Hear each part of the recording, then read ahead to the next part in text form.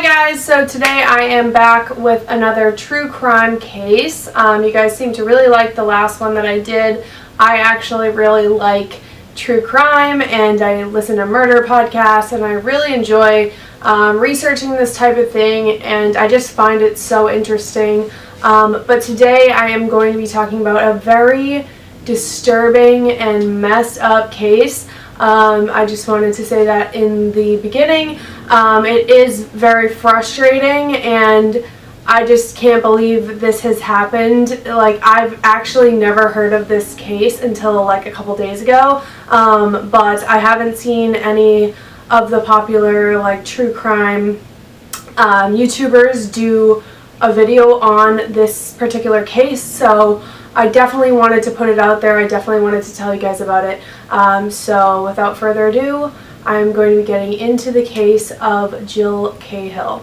So in the summer of 1986, Jill was an airline stewardess. She was 29 and she went out to a bar with her friends in Syracuse, New York. And while she was there, she ran into a 26-year-old Jeff Cahill. They met, they hit it off, and soon after that they began dating. So at the time that they met, Jeff was actually a stockbroker, but soon after they met, he actually got into the construction business and eventually he started his own construction company, and they both moved in together and they were living a great life. So in 1988 they had their first son, and then in 1990 they had their daughter. And soon after they had their daughter, Jeff just kind of decided that he really didn't want to work anymore. He wasn't very motivated. He didn't want to go to work anymore, which is not usually something you do if you're a father and you've just had 2 kids and you're just gonna, not work anymore. That's usually not how it goes. And since Jeff no longer wanted to work, Jill and some friends started up a garden renovation business. They started to do really well, which actually Jeff didn't like. He kind of resented her for that. He actually started hiding the bills that they would get, and that resulted in their utilities being shut off and such, which I'm sure for Jill was extremely frustrating. It's like, you're literally like not going to work and you're just hiding the bills, and now we're in a very bad financial situation with, our children. So that resulted in 1996 in Jeff being arrested because he actually was bouncing a lot of checks. I don't know how many checks it takes to get arrested for something like that, but he must have just not been paying his bills. So in 1997, this is kind of where things started to come to a head. Around Halloween, Jill and Jeff were invited to a Halloween party, and at this time, Jeff suggested that they dress up like OJ and Nicole Simpson. And Jill was just like, absolutely not. That is such a weird thing to say. Like, that's very bizarre. Like, why would I want to dress up as a wife that got murdered by her husband? And this is extreme foreshadowing. Like, what a red flag. After that, in the spring of 1998, Jill actually came across some sort of like tape recording device in their own home that Jeff was using to record her. This led to them getting in an argument, which then actually turned physical. Jeff grabbed her and he was like pushing her around. He took her arm and put it behind her back, and he actually kind of hurt her, and so she ended up grabbing a knife and she got out of the house. And after that, she said, I want to be separated. So they did end up signing separation paperwork. Now, I feel that this should have been mutual because clearly they were both miserable. Clearly he was kind of the deadbeat and she was the one trying to make their family life work and everything like that. And I don't know, he just seems like a complete psychopath to me. So I forgot a huge detail here, and basically they had to keep living in the house because they were in so much debt. So even though they were separated, they were still living under the same roof. On April 21st of 1998 at about 5:30 in the morning, police received a phone call to 911, and when they arrived at the residence of Jeff and Jill Cahill, they found Jeff's parents, Jeff's brother, and family friend doctor out on the porch of Jeff's house, and he asked them what was going on, and I think they said there was a situation in the kitchen. So the police officer goes into the kitchen, and what he said was that there was blood dripping off the ceiling, off the walls, and Jill was laying in the kitchen, convulsing, covered in blood. They said that her hair was so matted with blood that he couldn't even tell what color it was. Her skull had been caved in near her temple. She had a broken arm. She had multiple skull fractures, broken cheekbone, and she was really on the verge of death at this point. Obviously, they brought her to the hospital right away, and Jeff was the prime suspect of what was going on. They found an aluminum baseball bat not far from where Jill was laying, which was obviously what Jeff had used to assault her. The whole time this was going on, by the way, both of their kids were upstairs in their bedroom and they heard the whole thing. The daughter actually came down during the fight and Jeff told him to go back upstairs, which is just so heartbreaking. Like, I don't know how you could do something like that in front of your own children.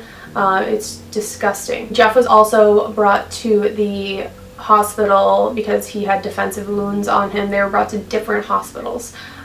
So Jill miraculously survived this attack. She had to have brain surgery and had partial amounts of her brain taken out, but she did survive. They had to put her into a, like a medically induced coma. But she did end up surviving. So Jeff had the nerve to say that Jill was the one to attack him with a knife and that it was self-defense, but the story didn't add up, and also the children said what they saw. So he ended up getting arrested, and his dumbass family ended up bailing his ass out for $100,000. I don't know why you would do that after seeing what he did to his fucking wife. I literally can't wrap my mind around why a family would do that. My mom would definitely leave me in jail to rot. I just don't understand that. Like, you are crazy. Also, after he had attacked Jill, the coward went out to his garage and he put a hose on his exhaust and put it into his window, and he was sitting there contemplating suicide, but yeah, he couldn't go through with it because he saw a rosary in his car. It's like, what the hell? So you stopped because you saw a rosary? What, are you afraid you're going to go to hell? Like, you are going to go to hell. Like, the day you die, if there is a hell, you will be going there, you piece of shit. So 6 months, 15 surgeries, and several bouts of meningitis later, Jill was actually recovering quite well. She was talking in small sentences, she could wash her face, she had some movement in some of her limbs, I don't remember which, but it was an arm and a leg. She could move quite well. They were getting ready to move her to a rehabilitation center. Unfortunately, around 10 p.m. on October 27th, the nurses, basically they saw a man wearing a wig with glasses and a janitor's mop going through the hospital. And if you can take a wild guess at who that was, I think you'd be right. They go to the room. She's blue, and she had white powder on her, and they could smell a strange smell. So they knew something was going on, like she had been poisoned. So it turns out that Jeff had been wearing a disguise. He wore a wig and glasses, and he was carrying a mop, and he was pretending to be a janitor after hours so that he could basically go in there and poison her with cyanide. Now, Jeff had gotten the cyanide because he actually created a letterhead on his own and signed it and everything, and pretended to be working for like a local business that had the permissions apparently to order this. So he ordered that, and then he went to the local business and waited for the UPS guy to get there, and somehow he convinced the UPS driver to hand him this cyanide. I mean, there should be some sort of identification. I mean, I'm sure actually maybe he did ask because he forged the letter that he sent, but I don't know. With cyanide, I think it should be a little harder to get than having a UPS guy drop it off. So since everyone obviously knew it was Jeff, he was found guilty, and he was actually convicted of first-degree murder and sentenced to death. which was probably the best case scenario, and it was the best choice. Unfortunately, though, it was overturned because apparently with first-degree murder, it has to be associated with another crime. For example, if someone was raped and then killed, that would be first-degree murder. But I don't understand this at all because he had already beaten her with a baseball bat into a state where she had to be in a coma.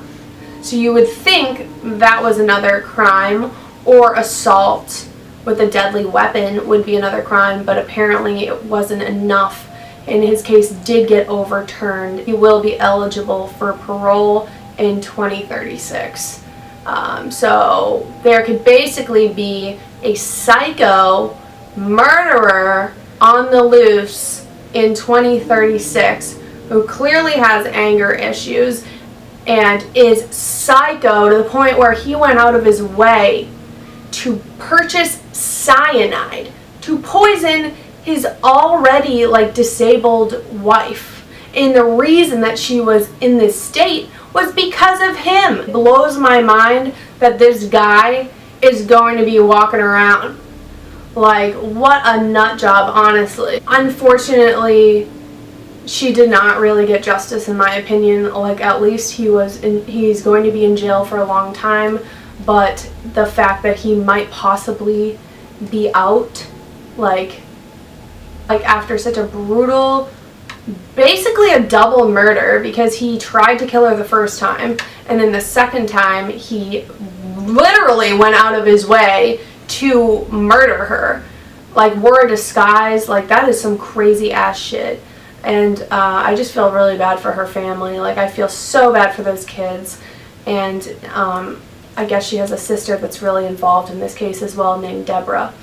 And I just hope that she's found peace. I know it's so hard. But Deborah is an advocate for domestic violence now. And her biggest thing is spreading the message of domestic violence and how you can help yourself if you're in a bad situation. So I am going to put the number to a hotline that if you are in a bad situation and you are being abused, please call that number and get help. It's awful that this happened to her, and I don't want it to happen to anyone else.